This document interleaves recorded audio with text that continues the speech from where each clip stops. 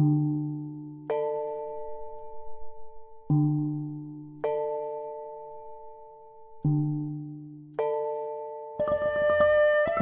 ាធម្មតា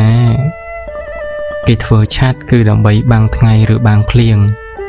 មិនមែនដើម្បីបាំងមិនឲ្យថ្ងៃរះឬមិនឲ្យភ្លៀងនោះទេយ៉ាងណាមិញអារម្មណ៍ដែលជារឿងរ៉ាវផ្សេងជាអំពើឬក៏ជាពាក្យសម្ដីរបស់អ្នកដទៃប្រៀបបីដូចជាថ្ងៃក្តៅឬភ្លៀងដូច្នោះដែរធម៌រមែងរក្សានៅបុគ្គលអ្នកប្រព្រឹត្តធម៌ដូចជាបុគ្គលកាន់ឆាត់បាំងដើរនៅក្នុងវេលាថ្ងៃក្តៅឬក្នុងពេលភ្លៀងដូច្នោះឯងកុំព្រោះតែពពកមួយដុំបាំងថ្ងៃធ្វើឲ្យយើងគិតថាពិភពលោកនេះមិនមានពន្លឺភ្លឺស្វាងនោះឡើយយ៉ាងណាកុំព្រោះតែអ្នកណាម្នាក់ឬព្រោះតែរឿងអ្វីមួយដែលធ្វើឲ្យយើងគិតថាជីវិតនេះវាសៅមងខ្មៅងងឹតពេញមួយជីវិតនោះត្រូវដឹងថាមហាកុសលគឺធ្វើឲ្យជីវិតរបស់យើងភ្លឺស្វាងនៅពេលដែលយើងកាត់ទុកក៏បីសិក្សាថាអ្វីប្រព្រឹត្តទៅតាមហេតុមិនមែនប្រព្រឹត្តទៅតាមការទាមទារទេជាក់ស្ដែងត្រង់សេចក្តីទុកនឹងឯងនេះជាប្រយោជន៍ដែលទទួលបាននៅពេលមានទុកពលគឺសេចក្តីទុកនេះឯងបង្រៀនឲ្យយើងដឹងការពិតសេចក្តីទុកទោះជាមិនមានអ្នកណាត្រូវការក៏ដោយប៉ុន្តែសេចក្តីទុកកើតឡើងព្រោះមានហេតុមានបច្ច័យត្រឹមត្រូវមនុស្សយើងសែបគប់គ្នាព្រោះតែមានការពេញចិត្តចំពោះចំណុចល្អអំពីគ្នា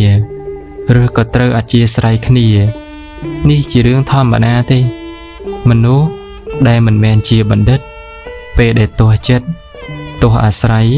ក៏បែកបាក់គ្នាឆ្លោះគ្នានិយាយអាក្រក់អំពីគ្នាចំណែកបណ្ឌិតវិញរមែងយល់អំពីចំណុចខ្វះខាតរបស់អ្នកដទៃហើយតែងតែឲ្យអភ័យជានិច្ចទើបទទួលបាននូវការគោរពស្រឡាញ់និងការកោតក្រែងអំពីជនទូទៅដោយព្រះសម្មាសម្ពុទ្ធជាដើមព្រះអង្គអត់ដែលទាស់ព្រះអង្គអត់ដែលខឹងទៅនឹងសត្វលោកដែលមានគំនិតអាក្រក់ទៅលើព្រះអង្គនោះទេជាក់ស្ដែងដោយព្រះទេវទត្តជាដើមព្រះអង្គមានតែអាណិតណាស់ទោះបីជាព្រះទេវទត្តនឹងបៀតបៀនព្រះអង្គក៏ដោយមនុស្សយើងនៅមានកិលេសរមែងមានការខ្វះខាតសេចក្តីល្អជាធម្មតាបណ្ឌិតលោកមិនសម្លឹងទោសអ្នកដទៃគឺនៅត្រង់យល់អំពីចំណុចខ្វះខាតរបស់អ្នកដទៃនេះឯងមិនថាអ្នកដទៃនោះឯងជាភរិយា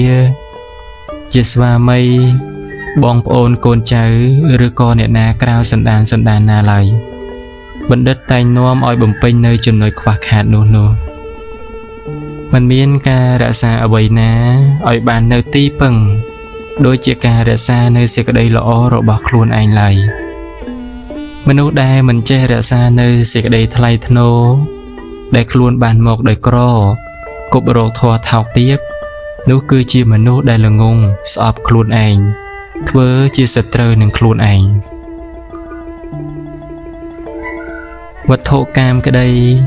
ស្នេហាក្តីមិនមែនលំបាកនៅក្នុងការបានមកនោះទេប៉ុន្តែវាមិនងាយនឹងរក្សាណាមួយមិនចេះគ្រប់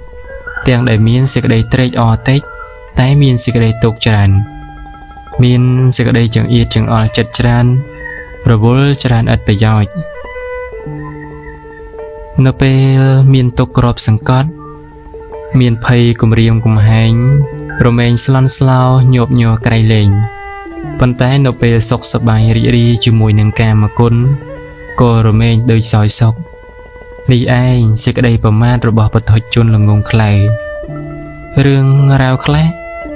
ចាត់ទុកថាមកពីក្រៅទៅចោះប៉ុន្តែការទុកផ្លូវចិត្តកុំបន្ទោសអ្នកដទៃកុំបន្ទោសមេឃដីណាខ្លួនយើងជាមនុស្សល្ងងទេតាដែលមិនដឹងការពិតចេះយកឈ្នះខ្លួនឯងមិនមែនឈ្នះអ្នកដទៃទេចេះដឹងមិនមែនអួតដឹងទេចេះលះបង់មិនមែនហួងហែងទេចេះរក្សាខ្លួនមិនមែនប្រកាន់ខ្លួនទេចេះដឹងត្រូវតាមសេចក្តីពិតមិនមែនត្រូវតាមចិត្តទេចេះរស់នៅជាមួយនឹងអ្វីដែលមិនជាទីប្រាថ្នា គឺថារៀនឲ្យចេះរស់នៅជាមួយឲ្យបានព្រោះអ្វីនោះវាជាធម្មតានៃជីវិតត្រូវចេះអត់ធន់